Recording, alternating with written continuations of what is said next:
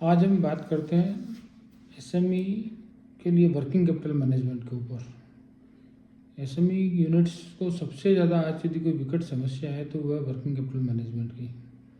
Working capital management होता क्या है, पहले तो हम इसको समझें कि वर्किंग कैपिटल मैनेजमेंट क्या होता है, इसके पीछे क्या लॉजिक है, इसको किस तरीके से एसेस करना चाहिए। प्रॉब्लम ये है कि इसके बारे में समझ ही बहुत कम है। एसएमई यूनिट जो भी लोग चला रहे हैं उसमें से ज़्यादातर लोगों को ये समझ कम है, क्योंकि वो बिज़नेस के नए एंटरप्रेन्योर है। लेकिन वर्किंग कैपिटल मैनेजमेंट को समझना किसी भी बिजनेस चलाने की रीढ़ की हड्डी है। वर्किंग कैपिटल में मेनली अपने पास 3 फैक्टर्स इंपॉर्टेंट होता है कि हम जो माल लेके आते हैं, रॉ मटेरियल, उसको हमें कितने दिन के रिक्वायरमेंट है। हमें 10 दिन के रॉ मटेरियल से हमारा साइकिल चल जाएगा क्या बिजनेस का? हमारा 15 दिन से चलेगा या 1 महीने से चलेगा? सबसे पहले तो रॉ मटेरियल के डेज हमारे कितने होने चाहिए, वो रॉ मटेरियल कितने दिन का हमें फैक्ट्री पे रखना है, या माल ट्रेडिंग का बिजनेस है तो माल कितने दिन का हमें फिनिश गुड्स ला के रखना है। उसके बाद उसको बनाने का टाइम, रॉ मटेरियल से फिनिश गुड्स बनता है WIP के वर्क इन प्रोग्रेस से, तो वर्क इन प्रोसेस में यदि कोई टाइम लगता है 1 या 2 दिन 3 दिन जो वो भी लगता है वो, प्लस फिनिश गुड्स का स्टॉक हुआ। फिनिश गुड्स तो हमें कितने दिन का रखना चाहिए माल बेचने के लिए। सपोज करो मेरी 1 करोड़ रुपए की सेल है महीने की, 1 करोड़ रुपए की सेल है और मेरे को 1 करोड़ रुपए की सेल महीने की है, तो क्या 15 दिन में मेरा काम चल जाता है फिनिश गुड्स से, या मुझे 1 महीने के बराबर रखना पड़ेगा? उसका आपके पास SOP कितने हैं, कितने आपके प्रोडक्ट हैं, कितने आपके डिज़ाइंस हैं, क्योंकि ये डिपेंड करता है बिज़नेस के ऊपर। तो आपका सपोज करो बिज़नेस किसी भी आइटम का है, सपोज करो आपके पास कोई टेक्सटाइल का बिजनेस है, अब आपके पास प्रोडक्ट है 100 और उसके साइजेस भी अलग अलग होंगी, क्योंकि लार्ज भी होगी, स्मॉल भी होगी, मीडियम भी होगी, एक्स्ट्रा लार्ज भी होगी, XXL भी होगी। तो हमें वो देखना है कि सबसे ज़्यादा हमारा डिमांड किस चीज़ का बन रहा है। तो डिमांड को असेसमेंट करना है, क्योंकि डिमांड बिजनेस में एक जैसी नहीं रहती। कभी डिमांड हो सकता है किसी सीज़न में ज़्यादा आएगी, किसी दिन ज़्यादा आएगी, किसी दिन कम आएगी। तो डिमांड के हिसाब से आपके पास जो फिनिश गुड्स है उसकी इन्वेंट्री को प्लान करना, और उस इन्वेंट्री प्लानिंग और डिमांड को मैच करते हुए प्रोडक्शन प्लानिंग में ध्यान देना। क्योंकि आपके पास यदि कोई एक साइज़ पर्टिकुलर का स्टॉक बढ़ता जा रहा है और दूसरी साइज़ का स्टॉक है नहीं, आप उसमें लग गए, उसको आपने वो नहीं किया, तो आपका एक मिसमैच इतना हो जाएगा साइजेस के अंदर कि आप परेशान हो जाओगे कि भाई मैं कैसे इस बिज़नेस को करूँ। आपका इन्वेंट्री लेवल भी बढ़ता जाएगा, और इन्वेंट्री लेवल बढ़ना, इन्वेंट्री रखना अपने आप में एक इन्वेंट्री की कैरिंग कॉस्ट होती है, तो वो हमेशा अपने को दुखदाई होती है बाद में। और वो जो डंप स्टॉक बनता है या नॉन मूविंग स्टॉक क्रिएट होता है, वो सब इन्वेंट्री मैनेजमेंट हम नहीं कर पाते, इसके कारण से होता है। तो जो FIFO मेथड अपने यहाँ बताया गया है, फर्स्ट इन फर्स्ट आउट, तो वो मेथड हमारा है। लेकिन चूँकि हम कोई स्टॉकिस्ट तो है नहीं कि भी माल आया स्टैंडर्ड ऑर्डर है वो चला गया, तो प्रॉब्लम वहाँ आती है जहाँ डिमांड हमें पता नहीं क्या आने वाली है, और डिमांड के हिसाब से हमें प्रोडक्शन प्लानिंग करनी चाहिए। प्रोडक्शन प्लानिंग के हिसाब से ही हमें इन्वेंट्री को बनाना चाहिए। तो एक एवरेज इन्वेंट्री लेवल जो भी हमारे बिजनेस के रिक्वायरमेंट के हिसाब से बेस्ट होता है, उसको हमें मैक्सिमाइज ऑप्टिमाइज करके रखना चाहिए, जिससे कि हमें अननेसेसरी की इन्वेंट्री होल्डिंग का सामना नहीं करना पड़े। तो रॉ मटेरियल फिनिश गुड्स की बात हुई। फिनिश गुड्स में फिर बहुत पैरामीटर्स भी हो गए कि आपके पास यदि माल जाने की अवधि ज़्यादा है, आप सपोज करो राजस्थान में काम कर रहे हैं, बेंगलोर माल जाना है, तो बेंगलोर माल जाने में भी 4 दिन लगेगा, तो आपको वो ट्रांजिट का माल भी आपका फिनिश गुड्स हो गया, क्योंकि माल जब तक आप कस्टमर के पास नहीं पहुंचा तब तक तो आपका डेटर्स में कन्वर्ट नहीं हुआ।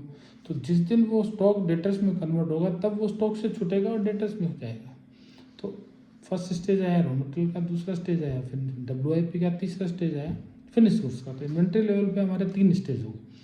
अब बात आती है कि हमारा डेटर्स कितने हैं। जब हमने माल बेचा तो क्या हमें पेमेंट कैश में मिल रहा है, तो डेटर्स 0 हो गया। 10 दिन का मिल रहा है तो 10 दिन की उधारी होगी, 15 दिन की, 1 महीने, जैसी बिजनेस की हमारी एक धारा है, या जो इंडस्ट्री का एक एनवायरनमेंट है, जो एक कल्चर है, उसके हिसाब से उधारी आपको देनी पड़ेगी। कोई बोलेगा कि मैं ये माल बेचता हूँ और दूसरा आपको X दे रहा है 2 महीने का, तो आपको 2 महीने का देना ही पड़ेगा, उसमें कोई सवाल नहीं है।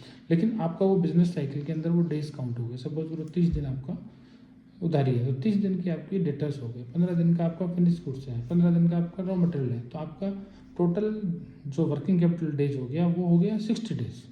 अब आपको उधार कितने दिन की मिलती है, एक सोर्स अपने पास, ये तो हो गया जाने वाला। अब आने वाला क्या है, वो है क्रेडिटर्स। अपने को उधार कितने दिन का मिलता है, सपोज करो हमें 15 दिन का उधार मिलता है, तो हमारा वर्किंग कैपिटल डेज साइकिल हो गया 45 डेज का। 60 15 + 15 + 30 60 60 - 15 क्रेडिटर्स का, तो हमारा 45 डेज का साइकिल हो गया। यानी हमारा पैसा जो घूमता है, शुरू से जो पैसा लगा वो घूम के वापस आने में हमारे 45 डेज लगे। 45 डेज लगे मतलब हमारा पैसा साल में 8 बार घूमेगा। तो हम इस वर्किंग कैपिटल साइकिल को, क्योंकि पैसा जब घूम के वापस आएगा तो प्रॉफिट तभी मिलने वाला है। आज माल बना दिया, माल बेच दिया तब प्रॉफिट नहीं आया, पैसा माल बेच के घर में पैसा आया तब जाके वो प्रॉफिट आपकी जेब में है। तो आपका पैसा यदि 45 डेज का आपका वर्किंग कैपिटल साइकिल है तो 45 दिन में आपको पैसा आया, मतलब आपने एक साइकिल को पूरा किया, उसका प्रॉफिट आपको मिला। आप ऐसे 8 साइकिल साल में कर सकते हो। तो इसका मतलब आपने यदि 1 करोड़ रुपये इन्फ्यूज़ किया तो 1 करोड़ रुपये के ऊपर 2% का यदि प्रॉफिट है तो 8 बार यदि घुमाओगे तो आपको 16% प्रॉफिट मिलेगा। यानी आपका ROE क्या होगा, 16% ROE हो गया। तो सबसे ज़्यादा इम्पोर्टेंट, जितना ज़्यादा आपका साइकिल फास्ट होगा उतना ज़्यादा ही आपको प्रॉफिट मिलने वाला है, उतना ज़्यादा ही आपका ROE आने वाला है। तो ultimately at the end of day आपका ROE, रिटर्न ऑन इक्विटी या रिटर्न ऑन ROC बोलते हैं, रिटर्न ऑन कैपिटल, वो तभी ज़्यादा बन सकता है जब आपका वर्किंग कैपिटल फास्ट हो। तो वर्किंग कैपिटल फास्ट करने के ऊपर पूरा फोकस करना चाहिए। वर्किंग कैपिटल कैसे फास्ट हो, इसको हम अलग अलग तरीके हैं। सबसे बड़ा इम्पॉर्टेंट तो मेन फैक्टर जो है वो इन्वेंट्री मैनेजमेंट है।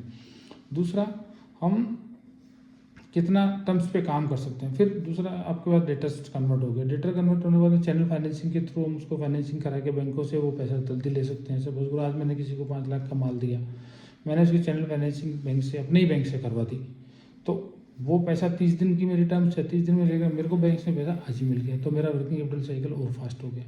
तो इस तरीके से मैं वो 30 दिन को मैंने आज 0 डेज में कन्वर्ट कर दिया, तो मेरा वर्किंग कैपिटल साइकिल जो 45 दिन था वो आज मेरा 30 दिन हो गया। भले ही उसका मेरे को 1% ब्याज देना पड़ा, लेकिन चूँकि मैं 16% कमा रहा हूँ और मेरे को ब्याज देना पड़ रहा है 10%, तो मेरे को 6% का लीवरेज मिल रहा है। यदि मैंने 30 दिन के हिसाब से 12 महीने यदि ये साइकिल कन्वर्ट कर दिया तो मैं 72% कमा लूँगा उस पर। तो मेन साइकिल का गेम है सारा। हमें ये समझना पड़ेगा कि इस साइकिल को हम कैसे मिनिमाइज कर सकते हैं, कैसे पैसे को ला सकते हैं। जो हम पैसा लेके आ रहे हैं वर्किंग कैपिटल के लिए, वो पैसा हम क्या उससे ज़्यादा कमा रहे हैं। आज सपोज करो हमारा 10% का बैंक का इंटरेस्ट है CC लिमिट पे, और CC लिमिट पे 10% का इंटरेस्ट हमारा है, और 10% के इंटरेस्ट पे ही हम कमा रहे हैं, तो कोई फ़ायदा ही नहीं है, आपको कुछ नहीं कमा रहे हो आप, क्योंकि आपका तो पैसे भी इतना ही लग गया। आप यदि 1% रिटर्न कमा रहे हो, 8 बार साइकिल घूमेगा, और आपने यदि 1.25% कमाया प्रॉफिट आपका, तो आपको तो 10% का ब्याज दे रहे हो जब तक, तो आपको कोई फायदा ही नहीं है। ब्याज देने का मतलब ये नहीं है कि मैंने बैंक से पैसा लिया तो ही ब्याज लग रहा है। यदि मेरी खुद की पूंजी है, यदि मैं उसकी अपॉर्चुनिटी कॉस्ट भी है मेरी, यदि मैं उसको कहीं और रखता तो कम से कम 10% तो कमाता।